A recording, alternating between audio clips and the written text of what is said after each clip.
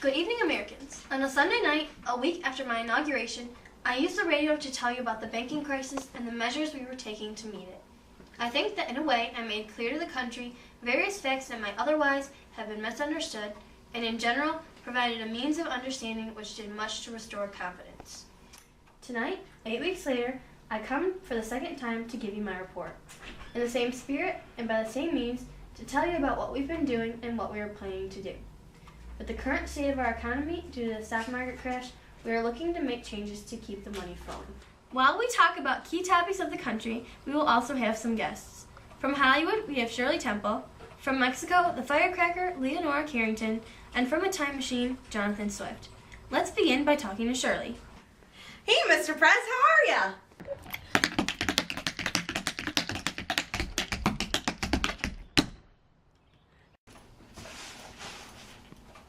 I'm doing well, welcome. This special is going to be a real hootenanny. Now Shirley, tell me all about how it is working on the set as a child.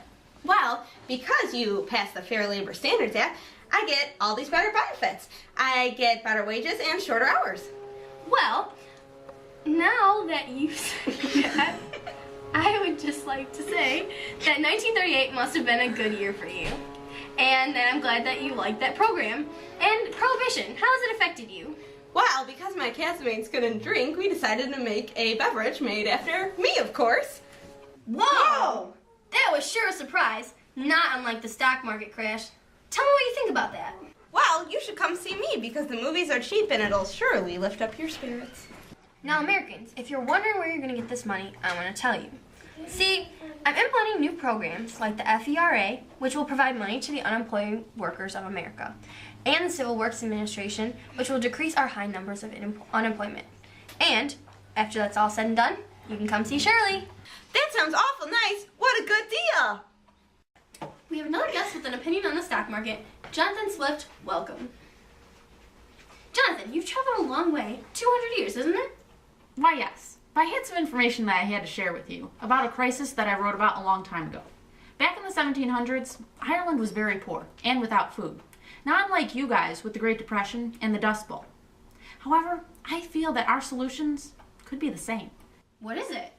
I have a modest proposal. All we need to do is eat the children. Well, instead of children, Mr. Swift, you should put animal crackers in your soup. Well, Shirley, thank you so much for coming and talking to the people.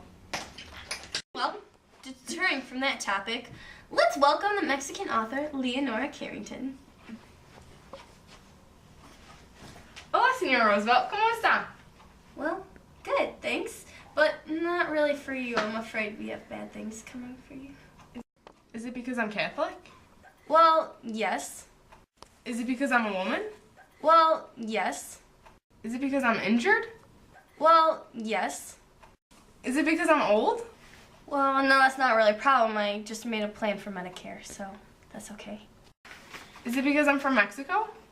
That too. Unfortunately, immigrants are the one part of my plan that won't be helped as much as the others. We are planning a Mexican repatriation where we will encourage the people to voluntarily move back to Mexico. However, eventually you will be deported against your own will.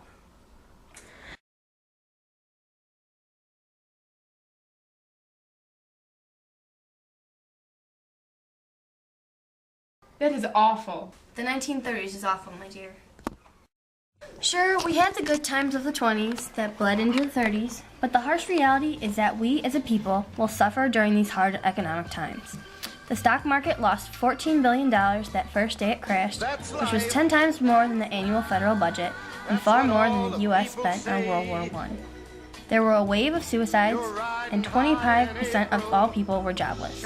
Minorities such as Leonora, who we just talked to, would be laid off first due to their nationalities and ethnicities. Tariffs also increased.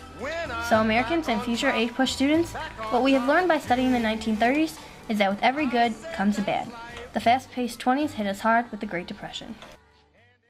And as we face these hard economic times, I want you to remember, the only thing we have to fear is fear itself.